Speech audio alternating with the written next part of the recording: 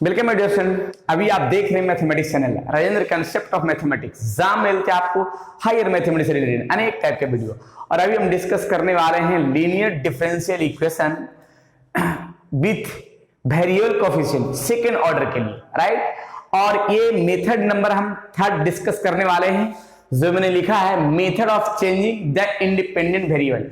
इसके पहले मैंने दो मेथड को डिस्कस कर चुके हैं और बहुत सारा एग्जांपल भी क्लियर किया है, राइट। और आज इसका पूरी डिटेल से जानकारी हम देने वाले हैं method of changing the independent variable. ये उन विद्यार्थियों के लिए है जो बीटेक कर रहे हैं, अर्थात जो इंजीनियरिंग मैथमेटिक्स के विद्यार्थी हैं, या फिर बीएससी कर रहे हैं, या एमएससी कर रहे हैं, या किसी कॉम्पिटिटिव की तैयारी करने वाले हैं, as a like CSIR NET, GATE, IIT JAM, इस तरह के अनेक कंपटीशन के लिए, या यूपीएससी में अगर मैथमेटिक्स पोर्शन लेकर के अगर तैयारी कर रहे हैं तो उनके लिए बेस्ट टॉपिक है, राइट। तो चलते हैं इसका डिस्कस करते हैं पूरी तरीके के साथ, और जो भी विद्यार्थी जो डाउट हो कमेंट कीजिएगा, और अगर अच्छा लगे तो जरूर विद्यार्थियों में शेयर कीजिएगा ताकि उनका भी भविष्य सही तरीके से बन सके, राइट। तो चलते हैं इसका मेन प्रोसेस क्या है। तो मैंने लिखा है linear differential equation of second order. तो इसका पहले स्टैंडर्ड फॉर्म क्या है, जो double differentiation plus p divide x plus q into R plus R. यहाँ पे ये जो मैंने फॉर्म लिखा है, ये सोल्व करने का इसका मेरा चार मेथड का फॉर्म में लिखवाया था पहले लेक्चर में, राइट। तो मैंने दो को डिस्कस कर चुके हैं, तीसरा डिस्कस कर रहे हैं, चाहे तो इस फॉर्म में रहे या तो इस फॉर्म में रहे। तब इसके मैंने लिखा है कि solution by changing the independent variable from x to z। यानी ये फॉर्म जो है वो x को चेंज करके हमको z के फॉर्म में लाना है, ठीक है, या z के फॉर्म में कर देना है। तो इसका क्या होगा वर्किंग रूल, इसका जरा working rule point to point step to step समझाते हैं, और फिर इसके बाद इस पर एग्जांपल भी क्लियर करते जाएंगे तो क्लियर हो जाएगा, राइट। तो चलते हैं इसका मेन फॉर्म क्या बनेगा, जो राइट वर्किंग रूल फर्स्ट में, राइट। तो फर्स्ट में क्या है, इस तरह का फॉर्म के लिए first of all find P, Q and R, यानी P, Q, R निकालना है। पहले तो इस तरह का फॉर्म में करने के बाद P, Q, R निकाल लेना है, जो सामने दिखा फर्स्ट रूल में, राइट, ठीक है। Y the given differential equation, Y the given differential equation, Y the given differential equation short में मैंने लिख दिया, राइट। सेकंड नंबर में क्या है, अब ये हमेशा ध्यान रखना है कि क्या क्या रूल में हम फॉर्म को सेट कर रहे हैं, और उसके बाद हम सेकंड के फॉर्म में क्या कर रहे हैं जरा देखिएगा। टेकिंग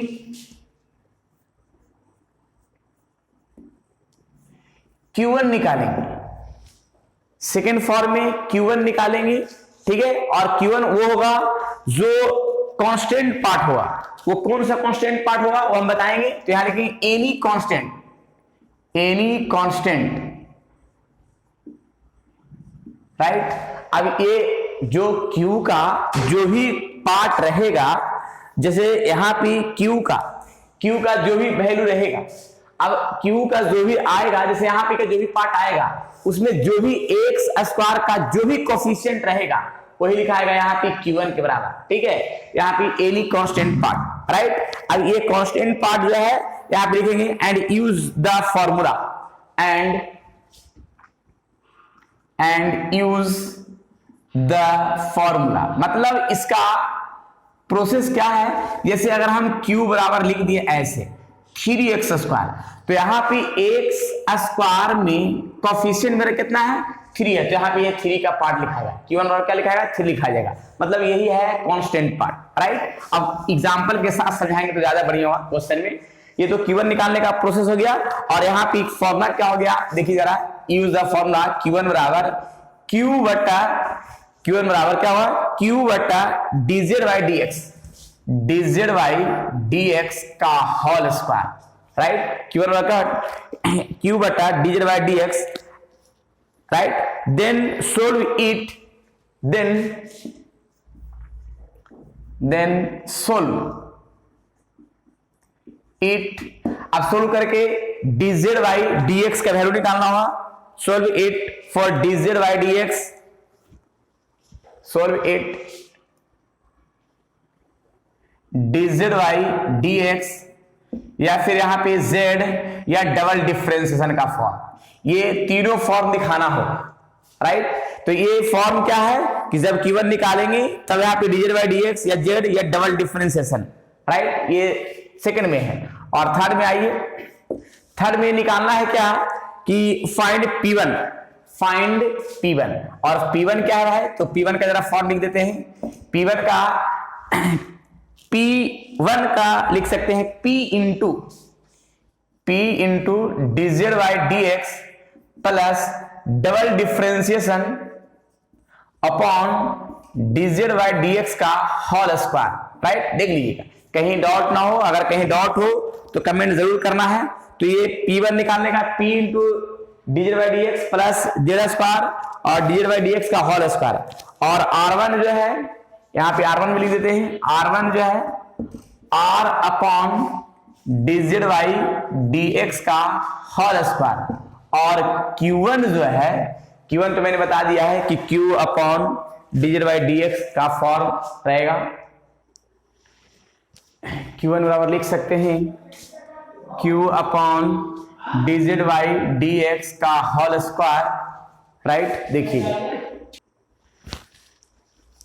चलिए, तो ये हो गया Q1 बराबर Q upon dz by dx का होल स्क्वायर। अब 4 नंबर में आइए। 4 नंबर में देखिए रूल में क्या है कि फ्रॉम द डिफरेंशियल इक्वेशन जो फॉर्म आएगा कैसे, form the differential equation, form the differential equation, जो फॉर्म आएगा वो फॉर्म आएगा z के रिस्पेक्ट में।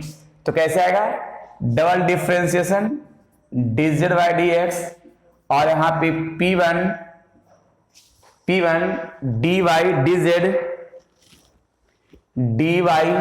dz और इसके बाद Q1 y equal to R1, right. तो इस तरह का फॉर्म दिखेगा, और इसके बाद जो है फिर लिखेंगे and solve it to find and solve it to find y equal to, यहां पे कॉम्प्लीमेंट्री फंक्शन और पार्टिकुलर इंटीग्रल निकालेंगे इन z के फॉर्म में, ठीक है। Find complementary function plus particular integral in z, यानी z के फॉर्म में ही आएगा। अब z के फॉर्म में जो आएगा उस फॉर्म को जो है ना कंप्लीट सॉल्यूशन निकालेंगे। Put the value of z and find the complete solution. Find put the value of z and find the complete solution,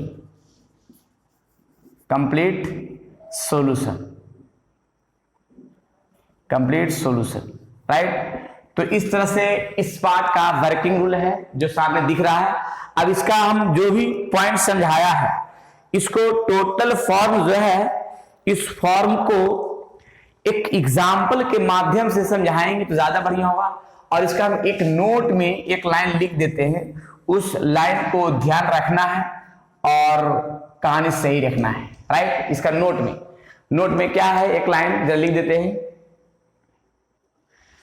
note में लिखा गया है if the coefficient of y in the given differential equation in perfect square then use their method. मतलब यहां पे coefficient किसका, y का, और परफेक्ट अगर स्क्वायर उसका है तब उसका हम यूज करेंगे उस मेथड के लिए। कैसे होगा जरा हम दिखाएंगे एक क्वेश्चन के माध्यम से, तो परफेक्ट होगा। क्लियर। चलिए, तो ये है मेरा फॉर्म। इसमें हमेशा ध्यान रखना है कि ये मेथड तभी यूज करना है जब y का कोफिशिएंट जो है परफेक्ट स्क्वायर में, जैसे y का कोफिशिएंट कहां, जैसे y का कोफिशिएंट जो भी रहेगा यहाँ पे परफेक्ट स्क्वायर रहेगा, तभी इस मेथड का हम यूज करेंगे पूरी तरीके के साथ। सबसे पहले फाइंड p q r, फिर उसके बाद q1 निकालेंगे जो कांस्टेंट पार्ट के बराबर होगा, अर्थात जो भी q1 में रहेगा उस कोफिशिएंट रहेगा उसी जो है कांस्टेंट पार्ट बराबर लिखेंगे। और Q1 बराबर फॉर्मूला होता है Q upon dz by dx का होल स्क्वायर, जिसमें सोल्व करना है तो dz by dx आ जाएगा, z आ जाएगा और डबल डिफरेंशिएशन भी आ जाएगा, राइट। इसको सोल्व करिएगा तो।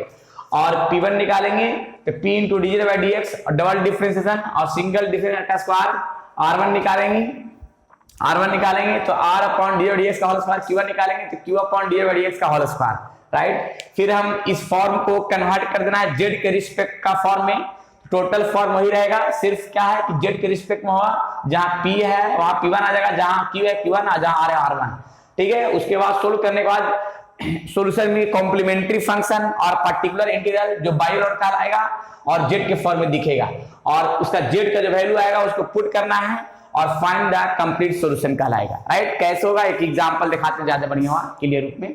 देखिए इस पर क्वेश्चन, चलिए मेरा ये क्वेश्चन है, लिखा रहेगा क्वेश्चन में solve double differential minus 1/x single difference plus 4x square y equal to x के power 4 y changing the independent variable, ये ऐसे क्वेश्चन में लिखा रहेगा, राइट। देखिए सबसे पहले एक चीज सॉल्यूशन में तरीका अपनाना है, क्या है, देखिए जो क्वेश्चन दिया रहेगा गिवन, उस क्वेश्चन को कंपेयर करना होगा जो इसका स्टैंडर्ड फॉर्म है।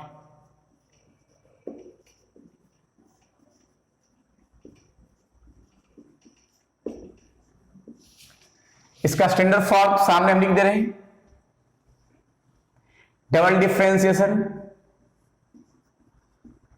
Plus P D Y D X plus Q Y equal to R, right, ये फॉर्म में है। तो डी वाई डी एक्स बराबर क्या लिखाएगा, कोफिशिएंट P कहलाएगा जो -1/x है, और y का कोफिशिएंट Q है जो यहां पे क्या लिखाएगा, Q बराबर 4x स्क्वायर, और R है जो R बराबर क्या लिखाएगा, x के पावर 4 जो सामने दिख रहा है पूरी तरीके के साथ। यहाँ पे P Q R मैंने निकाल लिया है। अब यहाँ पे एक फॉर्म क्या अपनाएंगे, वर्किंग रूल में, वर्किंग रूल लिखा था कि P निकालना है, Q निकालना है, R निकालना है, और फिर मैंने Q1 लिखा था कि जो Q का कोफिशिएंट रहेगा एक्स स्क्वायर का कोई लिखना है, तो यहाँ एक्स स्क्वायर कोफिशिएंट कितना है, जो 4 लिखा है, मैंने लिखा था वर्किंग रूल में एनी कांस्टेंट, ठीक है। तो कांस्टेंट पार्ट क्या है, यहाँ पे कोफिशिएंट एक्स स्क्वायर का, यहाँ पे 4 आ गया, राइट। और इसके बाद यहाँ पे मैंने Q1 का एक फॉर्मूला लिखे थे, क्या देखिएगा, Q upon D Z by D X का whole square equal to Q1, right, मैंने ये लिखा था। तो Q1 जो है यहाँ पे फ्रेश दिखेगा, Q1 मेरा क्या दिखेगा, 4x स्क्वायर, और डी बाई डी एक्स का फॉर्म ऐसा ही रहने देते हैं, Q मेरा कितना है 4x स्क्वायर, और यहाँ D Z by D X का होल स्क्वायर, और Q1 मेरा क्या कहलाएगा, यहाँ पे 4 कहलाएगा, ये कटेगा तो इस फॉर्म में जो हम टर्म अपनाएंगे इसको ये साइड कर देंगे, तो X square D Z by D X का होल स्क्वायर, स्क्वायर से ये समाप्त हुआ, तो यहां बचेगा क्या, x equals to D Z by D X का फॉर्म, राइट। ये फॉर्म आया जो सामने दिख रहा है पूरी तरीके से। मतलब इस फॉर्म को हम लिख सकते हैं ऐसे, क्या लिख सकते हैं कि D Z by D x बराबर x आया है, राइट। अगर हम इसी में अगर हम चाहें कि एक बार और डिफरेंशिएट कर दे, differentiate with respect to x, तो इसका डिफरेंशिएशन तो आ जाएगा और इसका डिफरेंशिएशन आ जाएगा D square by D x square. मैंने वर्किंग रूल लिखवाया था कि D Z by D x निकालिए और डबल डिफरेंशिएशन भी निकाल लीजिए, और लिखवाया था कि z का फॉर्म भी निकाल लीजिए। देखिए कैसे निकालते हैं, इसको हम dx को ये साइड कर देते हैं, तो dz और x इंटू dx दोनों तरफ लगा देंगे इंटीग्रेशन, इंटीग्रेशन लगा दिया, इसमें dz का इंटीग्रेशन क्या हो जाएगा z, और x का इंटीग्रेशन क्या होगा x स्क्वायर बाई 2। देखिए z का भी फॉर्म निकाल गया और डबल डिफरेंशियल भी और x भी निकाल, सिंगल वैल्यू निकाल दिया मैंने, राइट। तो ये आ गया फॉर्म। अब इसके बाद हम चलते हैं आगे का फॉर्म में। नाउ यहां P1 निकालना है, तो P1 क्या होता है कि P into D Z by D X plus double differentiation और D Z by D X का होल स्क्वायर, ये आ गया P1 का है फॉर्मूला का form, P into D Z by D X plus double differentiation, तो डबल डिफरेंशिएशन ऐसे और D Z by D X का होल स्क्वायर। अब यहां पे वैल्यू पुट कर लेते हैं, तो P मेरा है कितना, ऊपर में देख लीजिए P का वैल्यू पुट कर दे रहे हैं, तो P का वैल्यू है -1/x, राइट। और dz बाई dx यहाँ पे है z प्लस डबल डिफरेंशिएशन कितना है तो 1, राइट। सिंगल डिफरेंशिएशन कितना है तो यहाँ पे z है x है और स्क्वायर। अब इसको x से x कट गया तो बचेगा -1 और +1 और डिवाइड में x स्क्वायर और इसका सोल्यूशन करके आएगा 0 आएगा। तो P1 मेरा कितना आ गया 0। एक चीज हमेशा ध्यान रखिएगा, अधिकांश फॉर्म में P1 मेरा क्या आएगा 0 ही आएगा।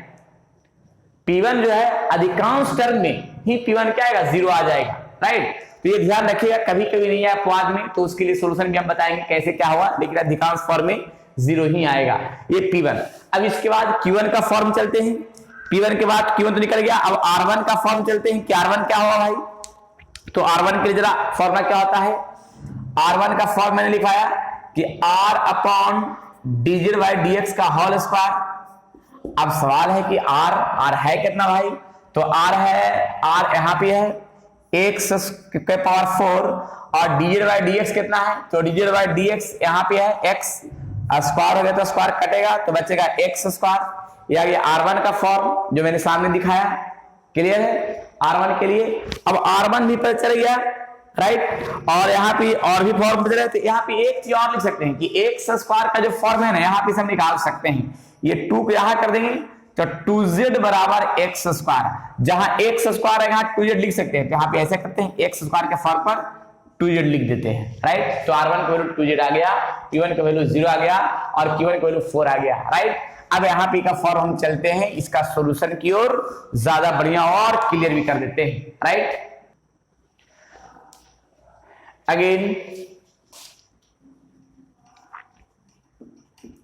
Double differentiation plus P1 into single differentiation, यहाँ पे z ना है, z के फॉर्म में आएगा, z के फॉर्म में dz बाई यहाँ पे Q1 y और यहाँ पे आ जाएगा R1, राइट। सभी के वैल्यू एक एक करके पुट कर दे रहे हैं क्योंकि z के रिस्पेक्ट का फॉर्म है और सभी फॉर्म डबल डिफरेंशिएशन का फॉर्म है, इसको रहने देते हैं। वर्किंग रूल में मैंने टोटल फॉर्म लिखवाया है, P1 मेरा आया है 0 तो ये सिस्टम ही समाप्त हो जाएगा। Q1 मेरा Q1 है 4 इंटू y, R1 है 2z, राइट। क्या है डबल डिफरेंशिएशन का form 4y equal to 2z।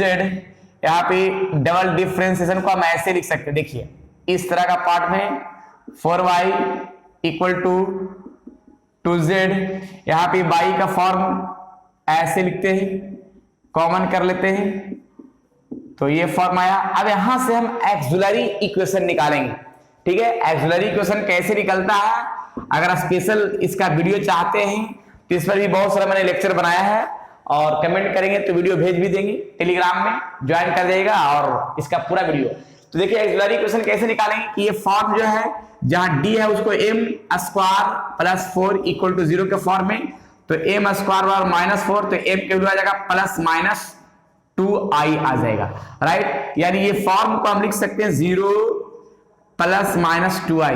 ये फॉर्म के लिए कॉम्प्लीमेंट्री फंक्शन का फॉर्मूला क्या होता है, तो e के power alpha x c1 cos beta plus c2 sign beta. तो यहां पे देखिए ये हो गया अल्फा मेरा 0 और बीटा हो गया 2, पुट कर देते हैं। ये कॉम्प्लीमेंट्री फंक्शन का फॉर्मूला है, e के पावर 0x और c1 cos 2x c2 sin 2x। तो e के पावर 0 यानी ये समाप्त, फिर बचेगा ये c1 cos 2x और c2 sin 2x। ये आ गया कॉम्प्लीमेंट्री फंक्शन का फॉर्म जो सामने दिख रहा है, प्रक्रिया डिटेल से, राइट। मैंने यहाँ पे जो फॉर्म अपनाया है ये ध्यान रखिएगा कि ये जो फॉर्म मैंने लिखा है d, तो d जो है इस फॉर्म का है, dy dz का फॉर्म है, मतलब इस फॉर्म को मैंने d के फॉर्म में कन्वर्ट कर दिया। अब इसका हम पार्टिकुलर इंटीग्रल निकाल लेते हैं यहाँ पे।